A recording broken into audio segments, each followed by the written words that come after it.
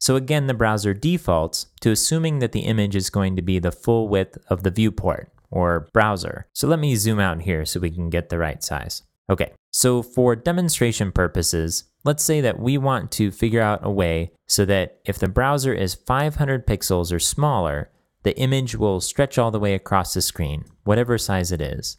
But if it gets any bigger than that, then we'll make it a fixed width in the corner of, say, 300 pixels. So how do we do that? Well, in order to accomplish this, we have to use something called a media query. And media queries is something that we'll use extensively as we're laying out our site and preparing for a responsive design. The idea of a media query just says that we're going to use certain CSS properties only if our media or our browser has certain qualities. So we can say that for our logo, if the browser is 500 pixels or below, we should set a width of 100%. But then if it's any bigger than that, we'll set a width of 300 pixels. So let's pull up a reference for media queries really quick. So let's do a search media queries. And we'll pull up the W3 schools just as a quick example. So here's an example of how to use a media query in CSS directly. You start with the @media keyword, and then you add a set of conditions. In this case, the first condition is that this is a screen. This comes into play because CSS can be used for printers and other kinds of devices that actually aren't screens.